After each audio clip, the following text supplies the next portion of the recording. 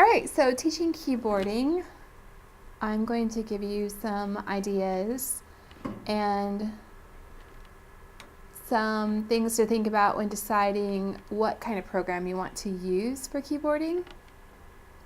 There's actually quite a few things here. I was surprised when I put it all down into a lecture. I was like, wow, there are a lot of things to consider. The first thing, why teach keyboarding? I think obviously in Scripture we can see that God wants us to do all things, let all things be done decently and in order. And as we look around us, we can see that creation is orderly. So our work as Christians should be orderly. Keying can help one organize their thoughts. And you're probably very familiar with that. Like, yeah. A lot of times you will use paper to organize your thoughts, but anymore, at least for myself, I find myself sitting down at the computer, opening a Word document and organizing my thoughts, whether it be in a table or some way where I can see everything right there on the screen. It's definitely helpful. Keying is vital for most vocations, whether secular or ministerial. Both demand the skill of keying.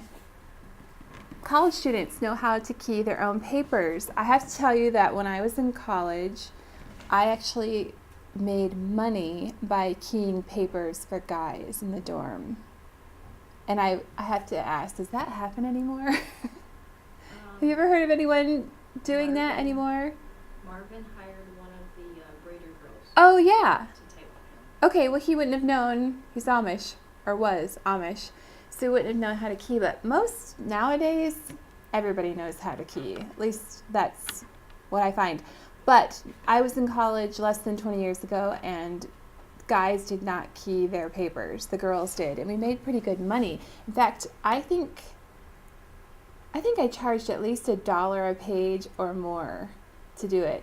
And granted, it would take a lot longer to type papers the old-fashioned way, because you couldn't just make corrections the way we do now with the backspace key. I mean, it was kind of a big deal. You have to take your paper out, erase the mistake. You probably don't even know what I'm talking about. But, well, actually, Jennifer, you do, because you learned the old-fashioned way. So, all right. Keying is rapidly becoming a standard mode of communication. Everyone is doing it. So if you want to communicate with someone, you better know how to key, or you're going to be in trouble. Obviously, email, I mean, everybody does that. Keying is beneficial to both the male and the female student, and I have to stick that in because it used to be that only females did it for the most part. And my brother, who is now a mayor,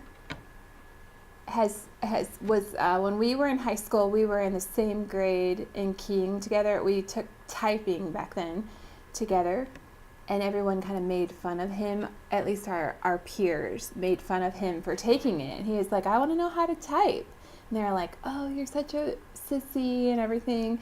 Anyway, now he's a mayor, and he tells me all the time, not all the time, but he has told me, I am so glad I know how to type because I use it all the time. So he's glad he did. I have another brother that is, he works in the government for an assessor type duties, and he also uses it. However, he didn't take it in high school, so he wishes he would have, because he does the hunt and peck method, which you're probably familiar with, or you've seen somebody do that. I see people do it all the time, and it just cracks me up. My dad does it because he uses his computer for his work, and he's very fast hunt and pecker. I would love to know how fast he can keep it. I mean, he can do it really fast with these two fingers. So, and of course, he's looking at his hands when he does it as well. So key documents are much easier to read and more professional than handwritten documents. And consider or imagine if the Bible was only available in man's handwriting. Wouldn't that be that's just a strange thought? Like, whoa, that would be so strange. So I do feel like God had it in his master plan for type to be invented and the printing press, and then also for us to be able to key. I mean, so much more can be accomplished for the Lord through keying. What is the purpose of keyboarding? Keyboarding helps to prepare the student for a future in school, college, and beyond. And I missed giving you that there. To give a student a comprehensive knowledge of the keyboard, letters, numbers, and symbols. That's what the purpose and the goal of keyboarding is, at least here at Fairhaven Baptist Academy. Next, to give the student a basic knowledge in navigating a computer and in an internet program usage.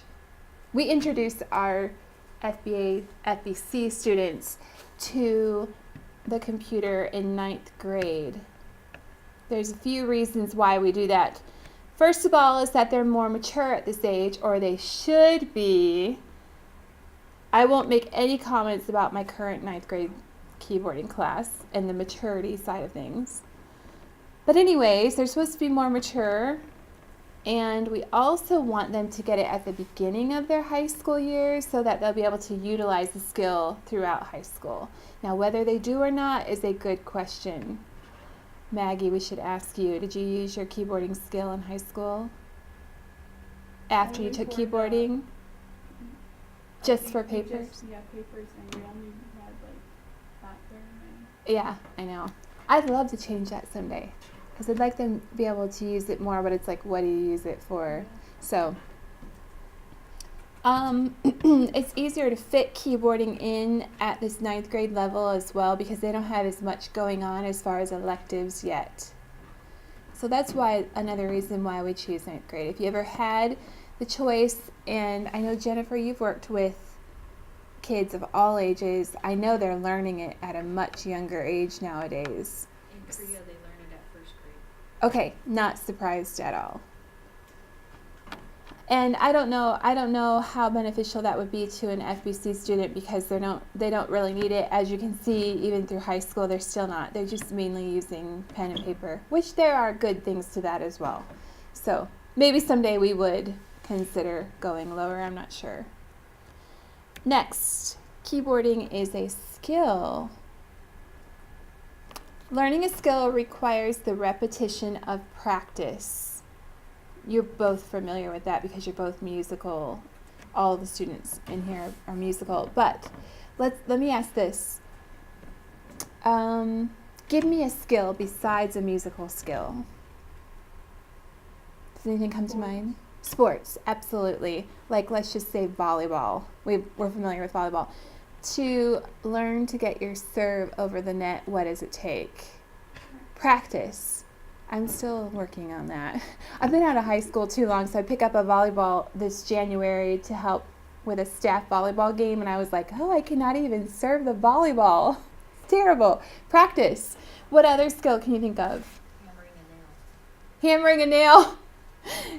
Just so you're aiming for the nail, not your thumb, right? Yeah, practice. What about floral arranging is a skill that takes practice, and you're not going to just pick it up, make a beautiful arrangement the first time. And for some of us, they can practice all they want and they'll never get floral arranging. That's me. It's one of my things where I'm like, why can't I do that? It seems so simple, and then I try it. I'm like, okay, that's why you ask someone else to do it. Or I have down here running.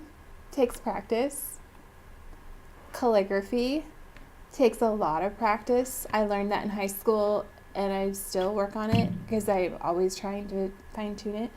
The same is true of keyboarding. It takes practice. Keyboarding practice must be consistent and often. I heard a story, or I read this, about a lady who won a keyboarding competition. When she went to get her award, the judges said, "Are you a piano player?" And she was like, "Yes, why?" And they said, because consistently all of our winners are piano players. And it's very interesting. When I read that, I'm like, oh, I totally agree with that, because I've been teaching now for 15 years keyboarding, and every time when I have a student that excels in keyboarding, they're always good piano players. It's amazing to me. They would be the more accomplished piano players in the class. I mean, I don't always tell my class that when they come in, because I don't want them to get discouraged. if they're not good at it. But most of the time, like I have a girl right now in our computer program online, she keeps getting kicked out of the game. There's a game section of where you can play a game. After you've practiced for 25 minutes, it'll let you play this game. She consistently gets a screen up that says she's cheating because she's typing so fast. I think last I checked, she was at 59, which is very fast for a high school student. So, and all that to say, she's a very good piano player. So it's the same skill of getting what you're seeing to your fingers, same skill as the piano. So it's interesting. I have had some guys that do fine. One last year I had a guy doing like 52 words a minute, which was exceptional for a guy, because if you ever teach keyboarding, you'll realize the guys are slower than the girls across the board. So now I did have Pastor Whitaker, who used to be the principal here, one time corrected me when I said something like that. He's like, "Oh no, I was the fastest in my keyboarding class." I'm like, okay. So there's always exceptions. But I think he played the piano too. Yes. Jacob Unger and Lawrence are exceptions. They can Really? type way faster than anybody in the classroom. They'll be sitting there waiting for everybody to. They're typing, but they're also, oh, okay, and sorry. Because they're good piano players. Yes, you're right. Both of those examples you gave me, they're very accomplished piano players. That is hilarious. I'm glad you told me that. I'll remember that. But yeah, so most guys, at least around here, don't play the piano. I mean, majority of piano players are girls, so that must be what it is. Anyway, they've already refined that skill, and they just come into keyboarding and take off, always. And I always feel sorry for the girls that don't play piano, because they're just like looking around like, what's going on here? It's because they've already got that skill. Each student's potential is different, and you want to remember that. You can't expect them all to reach the same level. And you need to let them know right off the bat, let your students know you're all not going to type the same. So I rarely, if ever, have competitions in class to see who can type the fastest, because it's always going to be the one girl that she'll be always way ahead of the rest of the class. Sometimes there's two that battle for the top position, but most of the time, I mean, last year it was Karen Chavez. I think she hit 60. She practiced like crazy to get that far. She was just fast. And anyway, I say that so that you can tell your students not to be stressed out about the girl sitting next to you that's flying. Also, mistakes are okay and expected in keyboarding. You want to let them know it's okay, make a mistake. You'll have some that cry, some that blow their bangs. Let them know it's okay, this is keyboarding, it's a skill, it's all right. The goals of keyboarding. The first goal, to obtain accuracy before speed. Second goal, to keep 25 words a minute by the end of the first semester. And our last goal, to keep 50 words a minute by the end of the second semester. I always just say graduation. They get that. They try to beat a 50 by graduation. Maggie, do you know if you got that high in high school? I would expect but so. We were doing different things that you can Yeah. do now. Yeah. Everything now is solely computer, or is generated by a program online. When you would have been in high school, we would have been still. We had, like, the books that we Yes. opened in. And you were typing in what you see. Yeah. So I can't stress enough accuracy before speed, and you want to tell your students right off the bat, forget about speed, we'll worry about that later, let's just be accurate first, and let them concentrate on that. So I'll tell you that most of my students, none of them have a problem hitting that 25 by Christmas. And then I would say about 70% of the students will reach 50 by graduation. So sometimes that varies. If there's more guys in the class, sorry, guys out there, if there's more guys in the class, I'll have a less percentage hit that 50 mark. But most guys will get to 40 easy. And I'd say that's great. to go into life with 40 words per minute, you could survive, I think. Now, if you're going to be a secretary, probably not, but. All right, choosing a keyboarding teaching site. So the first thing you need to know is that free keyboarding sites are readily available and abound, but there are drawbacks. Does anyone want to guess what they are? Guess a drawback to a free online site. Advertisements. Yes! And those can be so annoying, we all know that. Anything that's free comes with a what's the word? A drawback or a string attached to it. You have to watch all these ads, definitely. Anything else? I have a few things here. There's no accountability for the student. There's a lack of variety. They usually don't have good records and progress charts for the student's parents and or the teacher.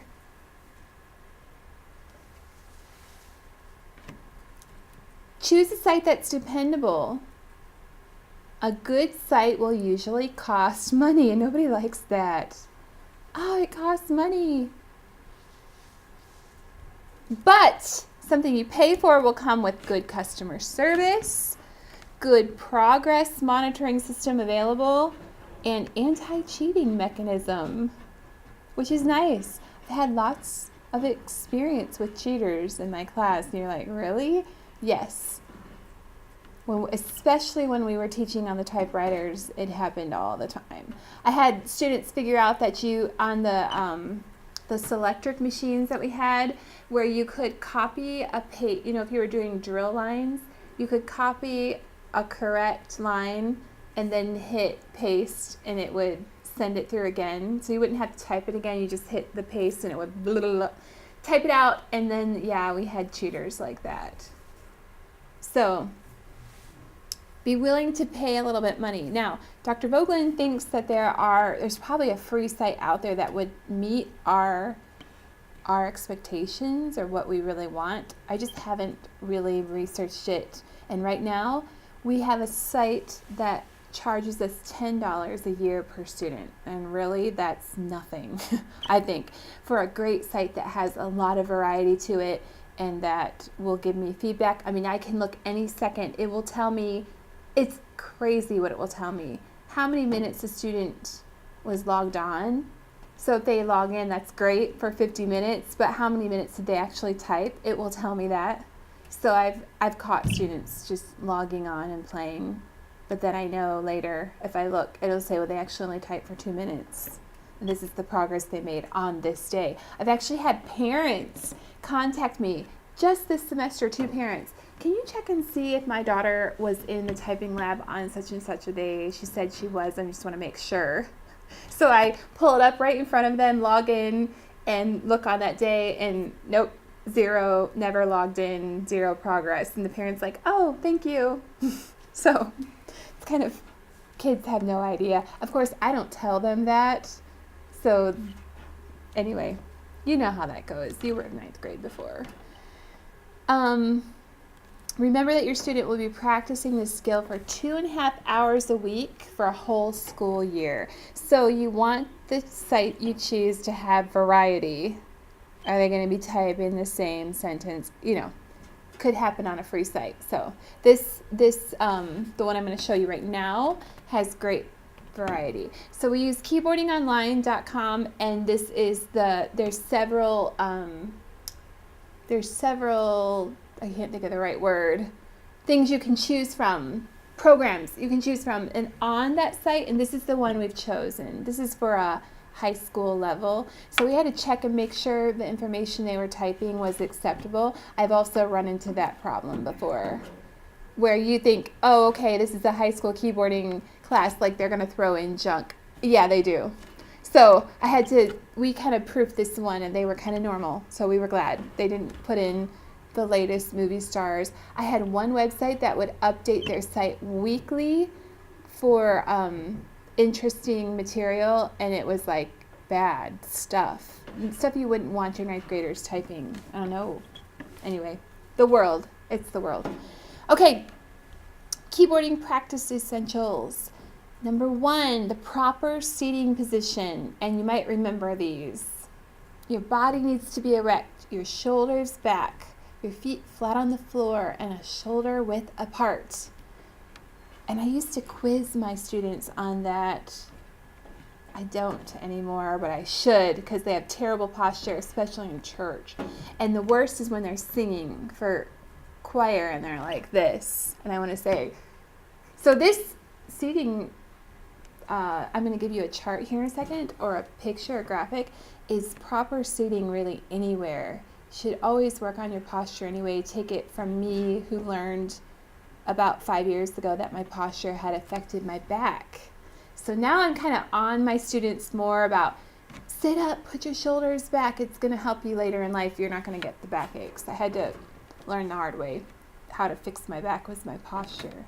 You can always give incentives for good posture, and sometimes that's a fun thing to do, to see who can, keep their posture correct for an entire class period.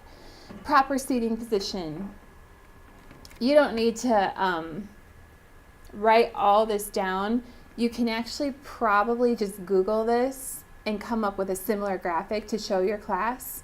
And it isn't, the things we talked about in the slide previous would be the best things to get them used to, but there is more specifics. I would say the biggest problem you'll run into is the students that are just doing this, caving in towards their computer as they're typing. So there's a lot of information there, but you would be well served just to Google it, and there are lots of diagrams out there. Keyboarding practice essentials. The first thing would be your proper hand position. You want your fingers slightly curved. That takes a while for them to get used to. A lot of students want to rest their hands on the keyboard. In fact, I think I have that next. Wrists should be low, but not resting on the keyboard. And you may not still understand what I'm saying unless you watch students key. You would see it all the time. They do this because it's easier just to do this. But to get proper good speed, you're going to have to have proper hand position. Light finger tapping only. You've heard somebody that keys loudly. Sometimes it's not their fault. It might be their keyboard.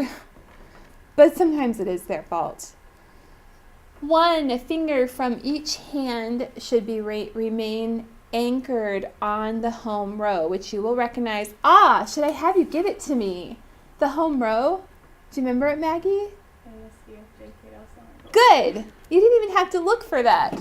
Very good. So when you're keying, you should challenge your students to keep at least one finger anchored on the home row. Usually the F and the J are good anchor fingers. That's what I use, and that's what I teach my students. So when they're making those reaches, they should always keep these fingers anchored.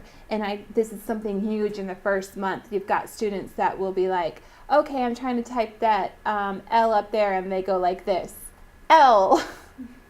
So keeping one finger anchored and reaching from there is very important. Here's another diagram for you. See the bottom right? That's the one I see all the time. How can you fix that? Well, there's several things I've tried. I think the one that probably is the most successful is to have the students type with a quarter on their hands right here, and then to keep the quarter on there while they're typing. So that will keep them they want to keep it there so it doesn't fall off. I haven't done that in a while. I think I might be afraid to at this point of the semester to see what has happened with their posture. If you're not on them every day, all day, they find a way to get away with improper hand position. Keyboarding practice essentials continue. The proper eye location. Eyes should remain on the computer screen or copy at all times. Honestly, I think that this may be the most important part of keying. I'm getting ahead of myself. Students should never look at their hands except when initially placing their hands on the keyboard. Now, they should get to a point where they don't even have to do that. They wouldn't even have to look. Do you look when you put your hands down? You might for a second, but when you're really familiar with your surroundings, you don't even need to do that. Because there's usually Now on my Apple actually has little marks on the J and the F on those anchor keys. So you're supposed to get, I don't even know if I feel those or not. I just start typing, so I don't even really think about it. The thing is, with ninth graders, you want to begin watching for this immediately, like day one, because they will start doing it on day one, looking at their hands. So you want to warn them of this. You don't want to delay this process. Every year I learn, okay, I let them get away with it too long, and then I've lost them for the year. If you let it go too long, you lose them. I have one student currently who, for the first time ever, I had to take the keyboard and cover it with tape, black tape, so that he couldn't see the letters. And would you believe he still looks at his hands as he's typing? I'm not joking. The keys are covered completely, and he still is looking up and down at his hands. So then I had him cover his hands with a piece of paper. Remember that? That's a nice way to cover hands with just a piece of paper. Keeps it from, the paper covers your hands while you're typing. So if you're going to look down, you're looking at a sheet of paper, white piece of paper. So you would think that would work. It didn't. He was still doing this. I'm like, okay, I'm going to cover your keys with tape. And I did that, black tape, and it took me a long time to get those squares cut on there so he couldn't see it. He's still looking today. So I failed. I have actually 2 students that look at their hands, and it grates me. So what would I do differently? Well, you kind of have to watch for it. Actually, good students, a lot of times, my best students will say, Mrs. Mitchell, can you cover my hands right off the bat? Because they don't want to even be tempted with that. Because once you start, it is so hard to stop. So hard to stop. I have tried a couple things. You might remember the evil eyes. This didn't deter either of my students this year. They didn't care. I think they thought it was cool. But I called them evil eyes, and I taped that to their computer monitor so that everyone knew they were keying and looking at their hands. But it didn't have a great effect this year on my students. They don't seem to care that they're looking at their hands. So I'll tell you, both of those students had the lowest keyboarding scores in my class. And I tell them that at the beginning. I'm like, if you want to look, you're hurting yourself because you will not progress. Especially come second semester, you can't keep up anymore because you're wasting time going like this, bobbing your head down and up, down and up, down and up. So there's also, I needed to dig out my pair, but I have a pair of basketball blinders. I forget what they call them, but they're the glasses that you put on that have like the ridge right here so you can't see down. They have you wear them to practice dribbling. The same thing, you could try that. I have a feeling if I tried that with these boys, it would cause a lot of laughter, probably more laughter than I want to deal with right now. Anyways, catch it early, girls. Just warn yourself, you're going to have to be on that. You don't want them looking at their hands. They don't want to look at their hands, especially when you explain to them how dumb they're going to look when they're just looking at their hands while they're typing. It's so unprofessional. Anyways, good luck with that. Keyboarding practice essentials continued. Encourage consistency. That's the key here. And I don't have that on there. Quick, even pace. Do not allow for the use of the backspace or delete key for the first semester. I don't. I turn it off. Don't let them use it. If they learn to use it, they'll use it constantly. So let them learn without it. Don't allow repeated stopping and starting, which happened more with the keyboarding on the typewriter. I would have students start one line and they'd make a mistake and they'd rip their paper out and throw it away. So, but still you want to urge them to type at a consistent, even pace. Don't allow exasperating sounds from distressed students. It's part of discipline. Just tell them to. It's our tendency, and even myself, when something's going wrong, to let everybody know. It's rude in the keyboarding class, though, because if everybody's doing that, it's annoying. So sometimes I warn them. I mean, I get it. Every now and then you're going to be like, make a mistake. But if it's the same student over and over again, don't allow them to do it. I wouldn't anyway. There's no homework required for this class, only class time practice. I just thought I'd throw that in there. We don't have, I don't have a way of, I can't expect every student to have a computer and internet at their house. So we've worked it out where I feel like the students do fine with 2.5 hours of practice a week. So we have class 4 days a week for 45 minutes. It works out great. We don't have class on Tuesdays, so they'll go Monday, Wednesday, Thursday, Friday. And they're typing great. I have one girl at 60. I think my lowest student is struggling somewhere around 25, but that's because he's looking at his hands. So it's not much I can do about that. His mom knows that. Sorry, but the kid won't quit looking at his hands. All right. Keyboarding grading suggestions. Let the program work for you. I learned that the hard way. Just let them do the grading. Now there are things you can set up. You can tell it specific stipulations, which will help, because the world, and you guys will get this, they don't want to give anybody a bad grade.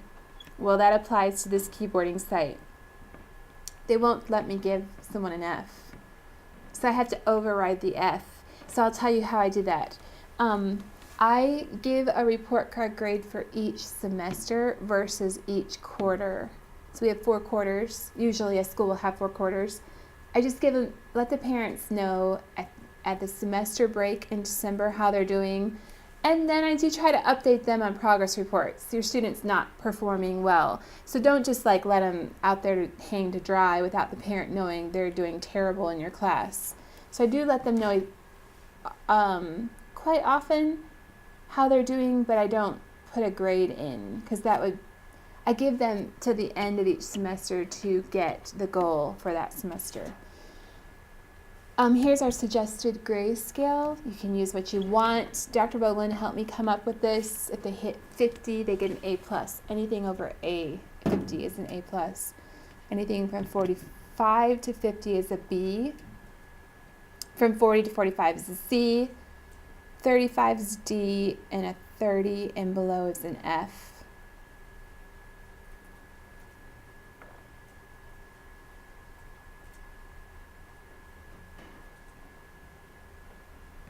So I follow the program's guidelines, but I did adjust the final grading scale because they don't want to give him an F, but I made it so that finally I had to force it to give them an F. They just want to give them I think the D is the lowest they'll go. I mean, wouldn't that be so insulting for a child, a 9th grade boy, to see he has an F? Yes, so hopefully it is insulting, and hopefully they would fix it. Encourage your parents to visit the website. They can, because their student has their own login. It's kind of great. So they can go home and work all they want as long as they're not looking at their hands. And that is something you have to really fight the whole 2 semesters. I'll just warn you. But encourage the parents. Oh, if you want to watch your son's progress, have him log in and he'll show you. They know how to come up with they have progress charts, and they can show them to you. And the parents really? It's like, yeah, your son just doesn't want to show you because he's typing 23 words a minute. And one last thing I'll tell you that I've done, and the students really like it, is there's a keyboarding hall of fame or wall of fame we have. And I try to keep track of the students from year to year. So incoming students try to knock somebody off the wall of fame with their words per minute. And I have at least 2 this year that are going to knock out last year's students. It's kind of just a fun thing to have visible in the classroom so they can see something to shoot for, a goal. So, all right, that is all we have for teaching keyboarding. I hope you learned something you'll remember to take with you. Most importantly, don't let them look at their hands. That would be the most important thing I would suggest to you.